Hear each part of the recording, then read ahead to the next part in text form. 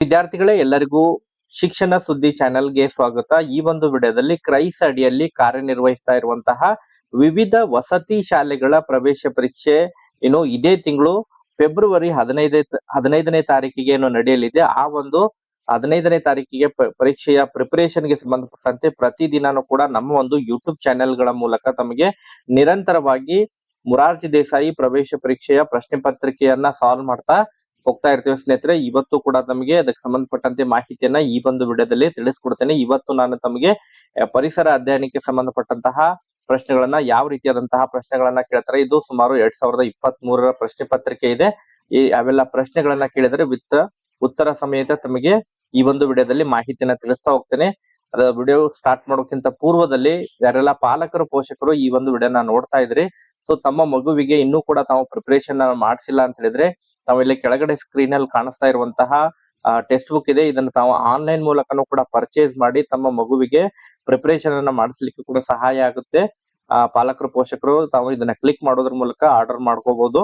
So ಈಗ class ಅನ್ನ start ಮಾಡೋಣ. ತಾವು ಇಲ್ಲಿ ಪರಿಸರ ಅಧ್ಯಯನಕ್ಕೆ ಸಂಬಂಧಪಟ್ಟಂತಹ ಪ್ರಶ್ನೆಗಳನ್ನ ಇವತ್ತು ತಿಳಿಯೋಣ ವಿದ್ಯಾರ್ಥಿಗಳೇ. ಮೊದಲನೇ ಪ್ರಶ್ನೆ ನಾವಿಲ್ಲಿ ನೋಡ್ತಾ ಇರುವ ಹಾಗೆ, 1ನೇ ಪ್ರಶ್ನೆಯಲ್ಲಿ ಏನ್ ಕೇಳಿದ್ರೆ ಅಂತ ಹೇಳಿದ್ರೆ, ದ್ವಿತೀಯ ಸಂಶ್ಲೇಷಣೆಯಲ್ಲಿ ಬಿಡುಗಡೆಯಾಗುವಂತಹ ಅನಿಲ ಯಾವುದು ಅಂತ ಹೇಳಿ ಕೇಳಿದ್ರೆ, ದ್ವಿತೀಯ ಸಂಶ್ಲೇಷಣ ಕ್ರಿಯೆ ಬಗ್ಗೆ ತಮಗೆ ಮಕ್ಕಳಿಗೆ ಗೊತ್ತಿರಬೇಕು. ದ್ವಿತೀಯ ಸಂಶ್ಲೇಷಣ ಕ್ರಿಯೆ ಅಂತ ಹೇಳಿದ್ರೆ ಸಸ್ಯಗಳು ತಮ್ಮ ಆಹಾರವನ್ನ ತಾವೇ ತಯಾರಿಸಿಕೊಳ್ಳುವಂತಹ ಕ್ರಿಯೆಯನ್ನ ನಾವು ದ್ವಿತೀಯ ಸಂಶ್ಲೇಷಣ ಕ್ರಿಯೆ ಅಂತ ಇದನ್ನ ಕರಿತೇವೆ.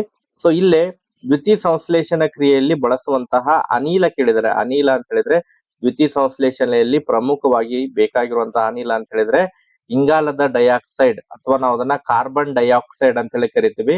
ಸೊ ಇಲ್ಲಿ ಆಪ್ಷನ್ ಬಿ ಇದಕ್ಕೆ ಸರಿಯಾದಂತಹ ಉತ್ತರ ಬರುತ್ತೆ. ಆಮ್ಲಜನಕ, ನಾವು ಉಸಿರಾಟವನ್ನ ಮಾಡ್ಲಿಕ್ಕೆ ಆಮ್ಲಜನಕವನ್ನ ಬಳಕೆ ಮಾಡ್ತೀವಿ. ಇಂಗಾಲದ ಡೈಆಕ್ಸೈಡ್ ದ್ವಿತೀಯ ಸಂಶ್ಲೇಷಣ ಕ್ರಿಯೆಗೆ ಸಸ್ಯಗಳು ಬಳಕೆ ಮಾಡ್ಕೋತವೆ. ನೆಕ್ಸ್ಟ್ 2ನೇ ಪ್ರಶ್ನೆ, ನಾವಿಲ್ಲಿ 2ನೇ ಪ್ರಶ್ನೆಯಲ್ಲಿ ನೋಡ್ತಾ ಇರುವ ಒಂದು ವೃತ್ತ ಕೊಟ್ಟಿದ್ದಾರೆ, ಇಲ್ಲಿ ಚೌಕ ಕೊಟ್ಟಿದ್ದಾರೆ. ಈ ಚಿಹ್ನೆಯು ಯಾವ ಸಂಬಂಧವನ್ನು ಸೂಚಿಸುತ್ತದೆ? ಕುಟುಂಬ ಪಾಠದಲ್ಲಿ ಬರುವಂತಹ ಪ್ರಶ್ನೆ ಇದು. ಇಲ್ಲೇ ವೃತ್ತ ಅಂತ ಹೇಳಿದ್ರೆ ಹೆಂಡತಿ ಬರುತ್ತೆ, ವೃತ್ತ ಹೆಂಡತಿಯನ್ನ ಸೂಚಿಸುತ್ತೆ. ಚೌಕ್ ಬಾಕ್ಸ್ ಸ್ಕ್ವೇರ್ ಬಾಕ್ಸ್ ಆಯತ ಇದು ಗಂಡ ಸೂಚಿಸುತ್ತೆ. ಸೊ ಆ ಕಾರಣಕ್ಕಾಗಿ ಇದಕ್ಕೆ ಸರಿಯಾದಂತಹ ಉತ್ತರ ಅಂತ ಹೇಳಿದ್ರೆ ಆಪ್ಷನ್ ಎ ಇದಕ್ಕೆ ಸರಿಯಾದಂತಹ ಉತ್ತರ ಬರುತ್ತೆ ವಿದ್ಯಾರ್ಥಿಗಳೇ. ನೆಕ್ಸ್ಟ್ 3ನೇ ಪ್ರಶ್ನೆ ಸಾಲ್ವ್ ಮಾಡೋಣ. 3ನೇ ಪ್ರಶ್ನೆಯಲ್ಲಿ ತಾವು ನೋಡ್ತಾ ಇರುವ ಹಾಗೆ, ಹೆಣ್ಣು ಮಕ್ಕಳ ಭವಿಷ್ಯಕ್ಕಾಗಿ ಇರುವಂತಹ ಸರ್ಕಾರದ ಯೋಜನೆ ಯಾವುದು? ಸರ್ಕಾರದಿಂದ ವಿವಿಧ ರೀತಿಯಾದಂತಹ ಯೋಜನೆಗಳಿದಾವೆ. ನಿರ್ಮಲ್ ಗ್ರಾಮ್ ಯೋಜನೆ, ಇದು ಗ್ರಾಮಗಳ ಸ್ವಚ್ಛತೆಗಾಗಿ ಇರುವಂತಹ ಯೋಜನೆಯನ್ನ ನಾವು ನಿರ್ಮಲ್ ಗ್ರಾಮ್ ಯೋಜನೆ ಅಂತ ಹೇಳಿ ಕರಿತೀವಿ. ಭಾಗ್ಯಲಕ್ಷ್ಮಿ ಯೋಜನೆ ಮಹಿಳೆಯರ ಯೋಜನೆ ಭಾಗ್ಯಲಕ್ಷ್ಮಿ ಯೋಜನೆಯಾಗಿದೆ.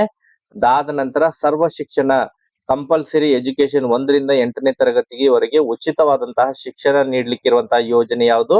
ಸರ್ವ ಶಿಕ್ಷಣ ಅಭಿಯಾನ. ಇಲ್ಲಿ ಹೆಣ್ಣು ಮಕ್ಕಳ ಭವಿಷ್ಯಕ್ಕಾಗಿರುವಂತಹ ಯೋಜನೆ ಕೇಳಿದರೆ ಆಶ್ರಯ ಯೋಜನೆ ಅಂದ್ರೆ ಮನೆಯ ನಿರ್ಮಾಣ ಮಾಡುವಂತಹ ಯೋಜನೆ. ಕಡು ಬಡವರಿಗಾಗಿ ಮನೆ ಕಟ್ಟುಕೊಡುವಂತಹ ಯೋಜನೆಯನ್ನ ಆಶ್ರಯ ಯೋಜನೆ ಅಂತ ಹೇಳಿ ಕರಿತೀವಿ. ಇಲ್ಲಿ ಪ್ರಶ್ನೆಯಲ್ಲಿ ಏನ್ ಕೇಳಿದರೆ ಹೆಣ್ಣು ಮಕ್ಕಳ ಭವಿಷ್ಯಕ್ಕಾಗಿರುವಂತಹ ಯೋಜನೆ ಅಂತ ಹೇಳಿದ್ರೆ ಯಾವ್ದು ಬರುತ್ತೆ? ಭಾಗ್ಯಲಕ್ಷ್ಮಿ ಯೋಜನೆ ಬರುತ್ತೆ. ಆಪ್ಷನ್ ಬಿ ಇದಕ್ಕೆ ಸರಿಯಾದಂತಹ ಉತ್ತರ ಬರುತ್ತೆ. ಅದೇ ರೀತಿ 4ನೇ ಪ್ರಶ್ನೆ, ಆಟಗಳಿಂದ ಆಗುವಂತಹ ಪ್ರಯೋಜನಗಳು ಯಾವುವು ಅಂತ ಹೇಳಿ ಕೇಳಿದರೆ, what are the uses of the games? ಆಟಗಳಿಂದ ಆಗುವಂತಹ ಪ್ರಯೋಜನಗಳೇನಿದಾವೆ? ಆಪ್ಷನ್ ಎ ಅಲ್ಲಿ ಏನ್ ಕೇಳಿದರೆ ಪರಿಸರ ಸಂರಕ್ಷಣೆ ಆಗ್ತೈತೆ ಅಂತ ಹೇಳಿ ಕೊಟ್ಟಿದ್ದಾರೆ. ಆಪ್ಷನ್ ಬಿ ಅಲ್ಲಿ ಬರೆಯುವ ಕೌಶಲ್ಯ ಕೊಟ್ಟಿದ್ದಾರೆ. 3ನೇದಲ್ಲಿ ದೈಹಿಕ ಕಸರತ್ತು, 4ನೇದರಲ್ಲಿ ಮೇಲಿನ ಎಲ್ಲವೂ ಅಂತ ಹೇಳಿ ಕೇಳಿದರೆ, ಇಲ್ಲಿ ಆಟಗಳಿಂದ ಆಗುವಂತಹ ಪ್ರಯೋಜನ ಅಂದ್ರೆ ದೈಹಿಕ ಕಸರತ್ತು, ಫಿಸಿಕಲ್ ಎಕ್ಸರ್ಸೈಸ್ ಆಗುತ್ತೆ. ಸೊ ಆಪ್ಷನ್ ಸಿ ಇದಕ್ಕೆ ಸರಿಯಾದಂತಹ ಉತ್ತರ ಬರುತ್ತೆ.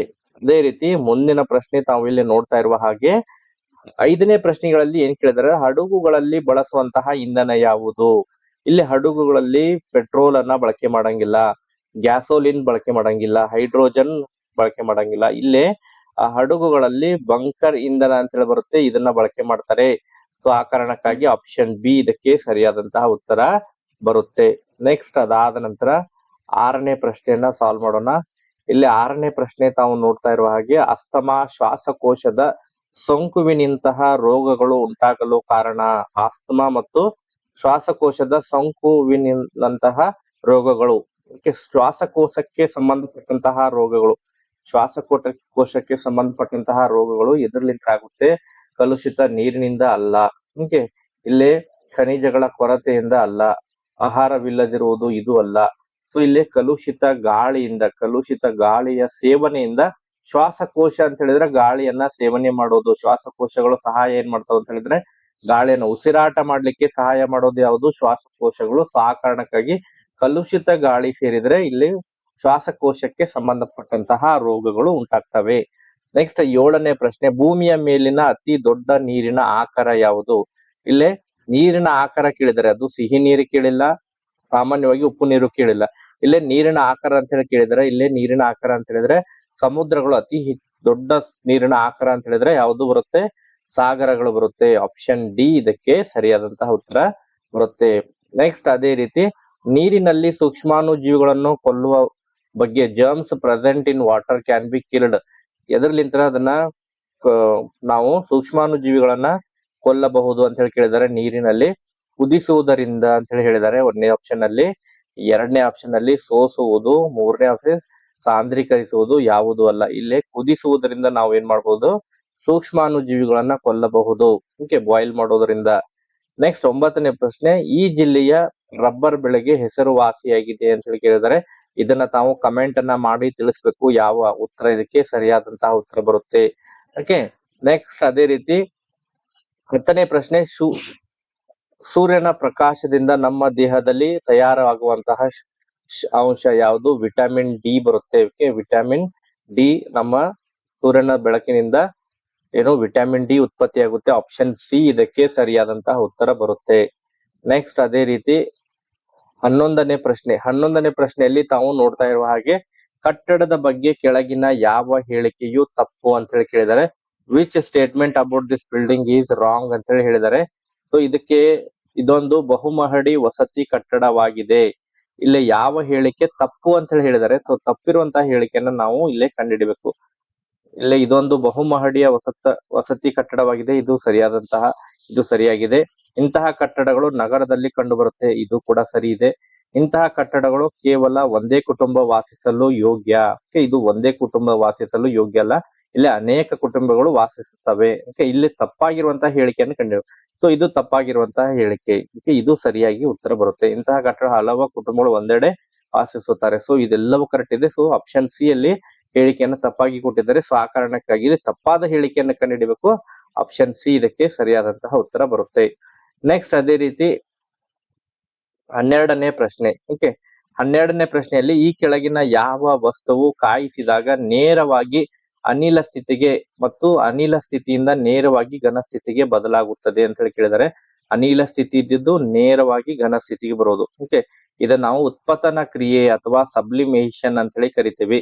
ಅನಿಲ ಸ್ಥಿತಿ ಇದ್ದಿದ್ದು ನೇರವಾಗಿ ಘನ ಸ್ಥಿತಿಗೆ ಅಥವಾ ಘನ ಸ್ಥಿತಿ ಇದ್ದಿದ್ದು ನೇರವಾಗಿ ಅನಿಲ ಸ್ಥಿತಿಗೆ ಬರೋದು. ಓಕೆ, ಇಲ್ಲಿ ಅನಿಲ ಸ್ಥಿತಿಯಿಂದ ನೇರವಾಗಿ ಘನ ಸ್ಥಿತಿಗೆ ಬರೋದು ಅಥವಾ ಘನದಿಂದ ನೇರವಾಗಿ ಅನಿಲ ಬರೋದನ್ನ ನಾವು ಉತ್ಪತನ ಕ್ರಿಯೆ ಅಂತ ಹೇಳಿ ಕರಿತೀವಿ. ಇಲ್ಲಿ ಮಂಜುಗಡ್ಡೆ ಬರಲ್ಲ. ಮಂಜುಗಡ್ಡೆ ಇದನ್ನ ತಂಪು ಮಾಡಿದಾಗ ಮಂಜುಗಡ್ಡೆ ಆಗುತ್ತೆ, ಸ್ವಲ್ಪ ಬಿಸಿ ಮಾಡಿದ್ರೆ ಇದು ನೀರಾಗಿ ಪರಿವರ್ತನೆ ಆಗುತ್ತೆ, ಮತ್ತೆ ಅದನ್ನ ಬಿಸಿ ಮಾಡಿದ್ರೆ ಆವಿಯಾಗಿ ಹೋಗುತ್ತೆ. ಓಕೆ, ಅಯೋಡಿನ್ ಕೇಳಿದರೆ, ಕಬ್ಬಿಣ ಕೊಟ್ಟಿದ್ದಾರೆ, ಚಾರ್ಕೋಲ್ ಕೊಟ್ಟಿದ್ದಾರೆ. ಇಲ್ಲಿ ಸರಿಯಾದಂತ ಉತ್ತರ ಅಂತ ಹೇಳಿದ್ರೆ ಅಯೋಡಿನ್ ಇದಕ್ಕೆ ಸರಿಯಾದಂತಹ ಉತ್ತರ ಬರುತ್ತೆ. ಓಕೆ, ನೆಕ್ಸ್ಟ್ ಅದಾದ ನಂತರ 13ನೇ ಪ್ರಶ್ನೆ. ಇಲ್ಲಿ 13ನೇ ಪ್ರಶ್ನೆಯಲ್ಲಿ ಕೆಲವೊಂದಿಷ್ಟು ಚಿತ್ರವನ್ನು ಕೊಟ್ಟಿದ್ದಾರೆ, ಸಾಲಿಡ್ ಮತ್ತು ದ್ರವ, ಘನ ಮತ್ತು ದ್ರವ. ಓಕೆ, ಇಲ್ಲೇ ಘನ ಇರುವಂತಹ ವಸ್ತು ದ್ರವ ರೂಪವಾಗಿ ಪರಿವರ್ತನೆಯಾಗಿದೆ, ಏರೋ ಮಾರ್ಕ್ ಕೊಟ್ಟಿದ್ದಾರೆ. ಘನ ಇರುವಂತಹ ವಸ್ತು ದ್ರವ ರೂಪದಲ್ಲಿ ಪರಿವರ್ತನೆ ಆಗಿದೆ. ಇಲ್ಲಿ ಏನಾಗಿದೆ ಅಂತ ಹೇಳಿದ್ರೆ ಸಾಂದ್ರೀಕರಣ ಆಗಿದೆಯೋ, ಕರಗುವಿಕೆ ಆಗಿದೆಯೋ, ಆವಿಯಾಗುವಿಕೆ ಆಗಿದೆಯೋ, ಕುದಿಸುವಿಕೆ ಆಗಿದೆಯೋ. ಇಲ್ಲಿ ಘನ ಇದ್ದಿದ್ದು ದ್ರವ ಆಗಿದೆ ಅಂತ ಹೇಳಿದ್ರೆ ಮೆಲ್ಟಿಂಗ್ ಆಗಿದೆ, ಕರಗುವಿಕೆ. ಆಪ್ಷನ್ ಬಿ ಇದಕ್ಕೆ ಸರಿಯಾದಂತಹ ಉತ್ತರ ಬರುತ್ತೆ. ಓಕೆ, ನೆಕ್ಸ್ಟ್ ಅದೇ ರೀತಿ 14ನೇ ಪ್ರಶ್ನೆ. ಓಕೆ, ಕೆಳಗಿನವುಗಳಲ್ಲಿ ಯಾವುದು ಧಾತುವಲ್ಲ ಅಂತ ಹೇಳಿದ್ದಾರೆ. ಚಿನ್ನ ಇದು ಒಂದು ಧಾತುವಿಗೆ ಉದಾಹರಣೆ ಬರುತ್ತೆ. ಓಕೆ, ಬೆಳ್ಳಿನೂ ಕೂಡ ಧಾತು. ಓಕೆ, ಇಲ್ಲೇ ಎಲಿಮೆಂಟ್ ಕೇಳಿದರೆ ಕಾಂಪೌಂಡ್ ಅಂದ್ರೆ ಒಂದಕ್ಕಿಂತ ಹೆಚ್ಚಿರೋದು. ಹೈಡ್ರೋಜನ್ ಕೂಡ ಎಲಿಮೆಂಟ್ ಬರುತ್ತೆ. ವಾಟರ್ ಅಲ್ಲಿ 2 H2O ಬರುತ್ತೆ. ಇಲ್ಲಿ ವಾಟರ್ ಅಲ್ಲಿ ಏನ್ ಬರುತ್ತೆ, H2, ಹೈಡ್ರೋಜನ್ ಮತ್ತು ಆಕ್ಸಿಜನ್ ಬರುತ್ತೆ. 2 ಧಾತುಗಳು ಬರ್ತವೆ. ಓಕೆ, ಇದು 2 ಧಾತುಗಳು ಸೇರಿ ಏನಾಗುತ್ತೆ, ಕಾಂಪೌಂಡ್ ಆಗುತ್ತೆ. ಓಕೆ, ಇದನ್ನ ಸಂಯುಕ್ತ ಅಂತ ಹೇಳಿ ಕರಿತೇವೆ. ನೀರು ಒಂದು ಸಂಯುಕ್ತ ವಸ್ತು, ಇವೆಲ್ಲವೂ ಕೂಡ ಧಾತು. ಸೊ ಆ ಕಾರಣಕ್ಕಾಗಿ ಆಪ್ಷನ್ ಸಿ ಇದಕ್ಕೆ ಸರಿಯಾದಂತಹ ಉತ್ತರ ಬರುತ್ತೆ. ನೆಕ್ಸ್ಟ್ ಅದೇ ರೀತಿ ಉಷ್ಣ ವಿದ್ಯುತ್ ಸ್ಥಾವರಗಳಲ್ಲಿ ಬಳಸುವಂತಹ ಇಂಧನ, ಯಾವ ಇಂಧನವನ್ನ ಬಳಕೆ ಮಾಡ್ತಾರೆ? ಅಲ್ಲಿ ಆಪ್ಷನ್ ಡಿ ಬರುತ್ತೆ, ಕಲ್ಲಿದ್ದಲನ್ನ ಇಲ್ಲೇ ಬಳಕೆ ಮಾಡ್ತಾರೆ ಉಷ್ಣ ವಿದ್ಯುತ್ ಸ್ಥಾವರಗಳಲ್ಲಿ. ನೆಕ್ಸ್ಟ್ ಅದೇ ರೀತಿ 16ನೇ ಪ್ರಶ್ನೆ, ಈ ಕೆಳಗಿನ ಯಾವ ಹೇಳಿಕೆಯು ತಪ್ಪಾಗಿದೆ? Which of the following statement is wrong ಅಂತ ಹೇಳಿ ಕೇಳಿದರೆ, ವಿದ್ಯುತ್ ಕೋಶಗಳಲ್ಲಿ ಯಾಂತ್ರಿಕ ಕ್ರಿಯೆ ನಡೆದು ವಿದ್ಯುತ್ ಉಂಟಾಗುತ್ತದೆ. ವಿದ್ಯುತ್ ಕೋಶದಲ್ಲಿ ಯಾಂತ್ರಿಕ ಕ್ರಿಯೆ ನಡೆದು, mechanical reaction in electrical cell produces electricity. Wrong ಇರುವಂತದನ್ನ ನಾವು ಕಂಡುಹಿಡಬೇಕು. ಸೌರಶಕ್ತಿ ಸಹಾಯದಿಂದ ಬಿಸಿಲಿನಲ್ಲಿ ಹಪ್ಪಳ ಒಣಗಿಸಬಹುದು. ಓಕೆ, ಇದು ಸರಿಯಾಗಿದೆ. ಸೌರಶಕ್ತಿ ಸಹಾಯದಿಂದ ಬಿಸಿಲಿನಲ್ಲಿ ಹಪ್ಪಳವನ್ನು ನಾವು ಒಣಗಿಸಬಹುದು. ಈ ಸ್ಟೇಟ್ಮೆಂಟ್ ಕರೆಕ್ಟ್ ಇದೆ. ನೆಕ್ಸ್ಟ್, ಗಾಳಿಯಿಂದ ವಿದ್ಯುತ್ ಉತ್ಪಾದಿಸಬಹುದು. ಇದು ಕೂಡ ಕರೆಕ್ಟ್ ಇದೆ. ಮೇಲಿನ ಎಲ್ಲಾ ಹೇಳಿಕೆಗಳು ತಪ್ಪು. ಇದಲ್ಲ, ಇಲ್ಲೇ ವಿದ್ಯುತ್ ಕೋಶದಲ್ಲಿ ಯಾಂತ್ರಿಕ ಕ್ರಿಯೆ ನಡೆದು ವಿದ್ಯುತ್ ಉಂಟಾಗುತ್ತದೆ. ವಿದ್ಯುತ್ ಕೋಶದಲ್ಲಿ ಯಾಂತ್ರಿಕ ಕ್ರಿಯೆ ನಡೆಯಂಗಿಲ್ಲ. ಸೊ ಇಲ್ಲಿ ತಪ್ಪಾಗಿರುವಂತಹ ಹೇಳಿಕೆ ಆಪ್ಷನ್ ಎ ತಪ್ಪಾಗಿರುವಂತಹ ಹೇಳಿಕೆ ಬರುತ್ತೆ. ಸೊ ಆಪ್ಷನ್ ಎ ಇದಕ್ಕೆ ಸರಿಯಾದಂತಹ ಉತ್ತರ ಬರುತ್ತೆ. ನೆಕ್ಸ್ಟ್ 17ನೇ ಪ್ರಶ್ನೆ. 17ನೇ ಪ್ರಶ್ನೆಯಲ್ಲಿ ನಾವು ಇಲ್ಲಿ ನೋಡ್ತಾ ಇರುವ ಹಾಗೆ 17ನೇ ಪ್ರಶ್ನೆಯಲ್ಲಿ ಏನ್ ಕೇಳಿದ್ದಾರೆ ಅಂತ ಹೇಳಿದ್ರೆ, ಸೂರ್ಯನಿಂದ ಅತ್ಯಂತ ದೂರವಿರುವಂತಹ ಗ್ರಹ ಕೇಳಿದ್ದಾರೆ. ಇಲ್ಲೇ ಯುರೇನಸ್, ಬುಧ ಗ್ರಹ ಕೊಟ್ಟಿದ್ದಾರೆ, ನೆಪ್ಚೂನ್ ಕೊಟ್ಟಿದ್ದಾರೆ.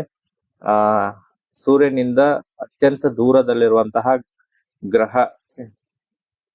ಪ್ಲೂಟೋ ಗ್ರಹ ಅಲ್ಲ, ಯುರೇನಸ್ ಆಮೇಲೆ ನೆಪ್ಚೂನ್ ಬರುತ್ತೆ. ಆಪ್ಷನ್ ಡಿ ಇದಕ್ಕೆ ಬರುತ್ತೆ ಸರಿಯಾದಂತ ಉತ್ತರ. ಯಾಕಂತ ಹೇಳಿದ್ರೆ ಅತ್ಯಂತ ದೂರವಿರುವಂತಹ ಗ್ರಹ ಸೂರ್ಯನಿಂದ ನೆಪ್ಚೂನ್ ಬರುತ್ತೆ. ಯುರೇನಸ್ ಮತ್ತು ಪ್ಲೂಟೋ ಇದು ಕುಬ್ಜ ಗ್ರಹಕ್ಕೆ ಉದಾಹರಣೆ ಬರುತ್ತೆ, ಇದು ಬರಲ್ಲ. ನೆಕ್ಸ್ಟ್ 18ನೇ ಪ್ರಶ್ನೆ, ಮೌಂಟ್ ಎವರೆಸ್ಟ್ ಶಿಖರವನ್ನು ಎತ್ತರವೆಷ್ಟು? 8848 ಮೀಟರ್ ಬರುತ್ತೆ. ಆಪ್ಷನ್ ಎ ಇದಕ್ಕೆ ಸರಿಯಾದಂತಹ ಉತ್ತರ ಬರುತ್ತೆ. ಕರ್ನಾಟಕದ ದಕ್ಷಿಣದಲ್ಲಿರುವಂತಹ ರಾಜ್ಯಗಳು ಯಾವುವು? ಓಕೆ, ಇದನ್ನು ಕೂಡ ತಾವು ಕಮೆಂಟ್ ಗಳನ್ನ ಮಾಡೋದ್ರ ಮೂಲಕ ತಾವು ಮಾಹಿತಿಯನ್ನು ಒದಗಿಸಬೇಕು. ಕರ್ನಾಟಕದಲ್ಲಿ ದಕ್ಷಿಣದಲ್ಲಿರುವಂತಹ ರಾಜ್ಯಗಳು ಯಾವುವು? ದಕ್ಷಿಣ ಭಾಗದಲ್ಲಿ ಯಾವ್ಯಾವ ಬರ್ತಾವ ರಾಜ್ಯಗಳು ಅನ್ನೋದನ್ನ ತಾವು ಕಮೆಂಟ್ ಮಾಡಿ. ನೆಕ್ಸ್ಟ್, ನೇತಾಜಿ ಎಂದು ಯಾವ ಪ್ರಸಿದ್ಧಿ ಹೋರಾಟಗಾರರನ್ನು ಕರೆಯುತ್ತಾರೆ? ನೇತಾಜಿ ಸುಭಾಷ್ ಚಂದ್ರ ಬೋಸ್ ಬರುತ್ತೆ. ನೇತಾಜಿ ಸುಭಾಷ್ ಚಂದ್ರ ಬೋಸ್. ಆಪ್ಷನ್ ಸಿ ಇದಕ್ಕೆ ಸರಿಯಾದಂತಹ ಉತ್ತರ ಬರುತ್ತೆ. ವಿದ್ಯಾರ್ಥಿಗಳೇ, ಮುಂದಿನ ಒಂದು ವಿಡಿಯೋದಲ್ಲಿ ಗಣಿತಕ್ಕೆ ಸಂಬಂಧಪಟ್ಟಂತೆ ತಮಗೆ ಈ ಉತ್ತರಗಳನ್ನ ಕಳೆದ ವರ್ಷದ ಪ್ರಶ್ನೆ ಪತ್ರಿಕೆಯನ್ನ ಸಾಲ್ವ್ ಮಾಡಿ ತಿಳಿಸ್ತೀನಿ. ಈ ಒಂದು ವಿಡಿಯೋದಲ್ಲಿ ಎಷ್ಟೇ ಇನ್ಫಾರ್ಮೇಶನ್ ಇರೋದು. Okay, thank you for watching this video.